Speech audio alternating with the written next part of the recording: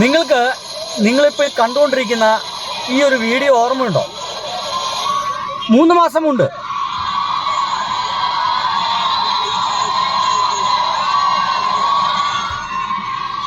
സുഹൃത്തുക്കളെ, വെറും 3 മാസം മുമ്പ് നമ്മുടെ UNA എന്ന് പറയുന്ന സംഘടനയുണ്ട്.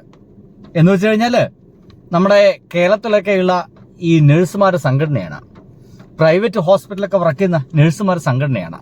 അവർക്ക് അവരുടെ വേതനം കൂട്ടണം, എന്ന് വെച്ച് കഴിഞ്ഞാൽ ശമ്പളം കൂട്ടണം, അവരുടെ ജോലി സമയം സ്ഥിരപ്പെടുത്തണം, മാന്യമായ രീതിയിലുള്ളൊക്കെ മാനേജ്മെന്റ് ഇടപെടണം എന്നീ പറഞ്ഞിട്ട് പലവിധ ആവശ്യങ്ങളുമായിട്ട് ഇവർ സമരം ചെയ്യാൻ തുടങ്ങിയിട്ട് കഴിഞ്ഞ 3 മാസമൊന്നുമല്ല, ഉമ്മൻചാണ്ടി കാലഘട്ടം മുതലേ സമരമാണ് കേട്ടോ.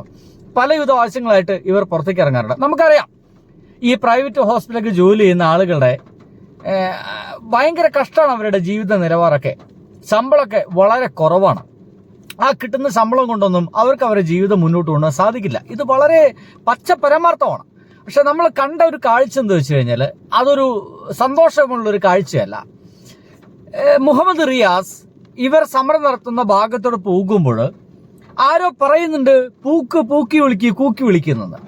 അവിടെ സമരത്തിരിക്കുന്ന ആളുകൾ മുഴുവൻ റിയാസിനെ കണ്ടപ്പോൾ കൂക്കി വിളിച്ചു. പിന്നീട് UNA തന്നെയുള്ള അധികൃതർ വന്ന് പറഞ്ഞു അതൊരു അബദ്ധം പറ്റിപ്പോയതാണ്, അങ്ങനെ ചെയ്യാൻ പാടില്ലായിരുന്നു.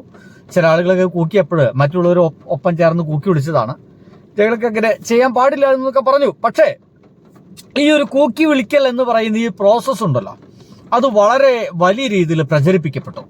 ആ പ്രചരിപ്പിക്കപ്പെട്ടത് റിയാസിന്റെ മാത്രമല്ല, ഇടതുപക്ഷത്തിന്റെ പരാജയത്തിന് കാരണമായത് ഈ ഒരു നഴ്സുമാർ കൂടിയാണ്. ഞാൻ എന്തിനാണ് ഇത്രത്തോളം പറയുന്നത് എന്നായിരിക്കും നിങ്ങൾ ഇപ്പോൾക്ക് ആലോചിക്കുന്നുണ്ടായിരിക്കുക. ഇങ്ങനെ പറയുന്നൊരു കാരണമുണ്ട്. നിങ്ങൾക്ക് ഞാനൊരു ഫോട്ടോ കാണിച്ചു തരാം കേട്ടോ. ആ ഫോട്ടോയ്ക്ക് ശേഷം ഒരു വീഡിയോ കൂടി കാണിച്ചു തരാം. ഇതാണ് തൃശ്ശൂർ കളക്ടറേറ്റിൽ ഇന്ന് നടന്ന സംഭവമാണ്.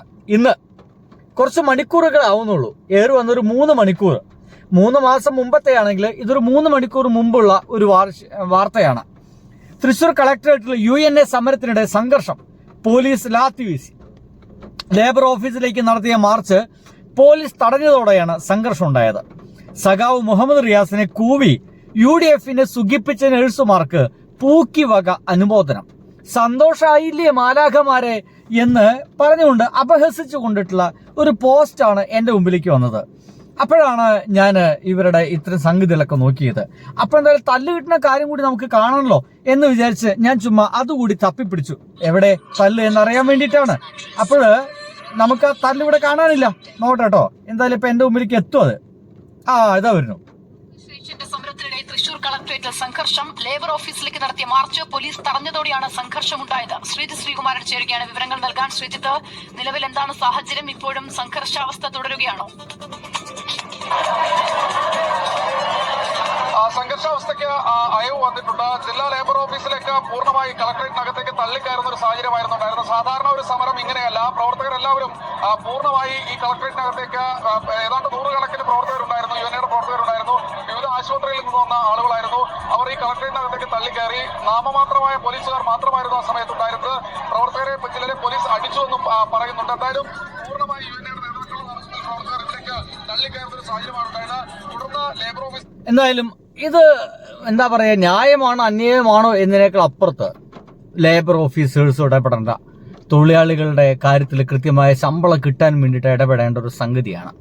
പക്ഷേ ഞാൻ വിചാരിക്കുന്നില്ല, ഈ ഒരു ഭരണ കാലഘട്ടത്തിൽ 100% നിങ്ങൾ ഉറപ്പിച്ചു വെച്ചോളൂ, ഈ നഴ്സുമാരൊക്കെ വെള്ളയിൽ എഴുതി വെച്ചോളൂ, ഈ ഒരു ഗവൺമെന്റ് നിങ്ങൾക്ക് ഇതിന് തത്തുല്യമായിട്ടുള്ള, അല്ലെങ്കിൽ ഇതിന് നിങ്ങൾ എന്താണ് ആഗ്രഹിക്കുന്നത് അത് കിട്ടുക എന്ന് പറയുന്ന പരിപാടി വളരെ വിരളമായിരിക്കും. കാരണം മുതലാളിമാരോടൊപ്പം എങ്ങനെയൊക്കെ നിൽക്കാൻ കഴിയുമെന്ന് പഠനം നടത്തി വരുന്ന ടീമാണ്. എങ്ങനെ മുതലാളിമാർക്ക് ഒത്താശ ചെയ്യാം, എങ്ങനെ മുതലാളിമാർക്ക് ലാഭം ഉണ്ടാക്കി കൊടുക്കാം, അതിന്റെ ഭാഗമായിട്ട് നമുക്കും ഒപ്പം തന്നെ എൻ്റെ വീട്ടിലത്തെ സുഭദ്രയ്ക്കും, സുഭദ്രയുടെ ഒപ്പമുള്ള ആളുകൾക്കും, എൻ്റെ ഒപ്പമുള്ള ആളുകൾക്കും, ഇമ്മടെ മക്കൾക്കും എങ്ങനെ ഗുണമുണ്ടാവും എന്ന് മാത്രം ആലോചിക്കുന്ന കുറെ ആളുകൾ ചേർന്നതാണ് ഈ പറയുന്ന ഒരു മന്ത്രിസഭ എന്ന് പറയുന്നത് ഇപ്പൊ കയറിയിട്ടുള്ള ഒരു ആൾക്കൂട്ടം. ആ ആൾക്കൂട്ടത്തിൽ നിന്ന് എന്തെങ്കിലും നല്ലത് ഉണ്ടാകുമെന്ന് നിങ്ങൾ പ്രതീക്ഷിക്കുന്നുണ്ടെങ്കിൽ അത് ഭയങ്കര രസകരമായ സംഭവം തന്നെയാണ്, പ്രതീക്ഷിച്ചോളൂ. എന്തായാലും ഇപ്പൊ ഇവിടെ നടക്കുന്നത് ഭയങ്കര രസകരമായിട്ടാണ് ഇപ്പോൾ സോഷ്യൽ മീഡിയ കൊണ്ടാടുന്നത്. ഒരിക്കൽ റിയാസിനെതിരെ കൂവിയപ്പോൾ സന്തോഷിച്ച ആൾക്കാരല്ലേ നിങ്ങൾ, ഇനി നല്ല അടി വാങ്ങിച്ചോളൂ അതായത് ചിരിക്കുന്ന മുഖ്യമന്ത്രിയുടെ പോലീസിന്റെ കയ്യിൽ നിന്ന് നല്ലതുപോലെ വാങ്ങിച്ചോളൂ എന്നാണ് ഇപ്പോൾ സോഷ്യൽ മീഡിയയിലൊക്കെ പറയുന്നത്. എന്തെങ്കിലും അങ്ങനെയൊന്നും അപഹസിക്കുന്നത് ശരിയല്ല എന്നറിയാം. പക്ഷേ ചിലപ്പോഴൊക്കെ ആ ഒരു പൂക്കൽ കൂടി ഇടതുപക്ഷത്തിന്റെ പരാജയത്തിന് കാരണമായിട്ടുണ്ടെങ്കിൽ 2 കിട്ടുമ്പോൾ രസമല്ലേ കാണാൻ എന്നൊക്കെ നമുക്ക് തോന്നുകയും ചെയ്യുമെന്നുള്ളതാണ്. എന്തായാലും സുഹൃത്തുക്കളെ, ബൈ.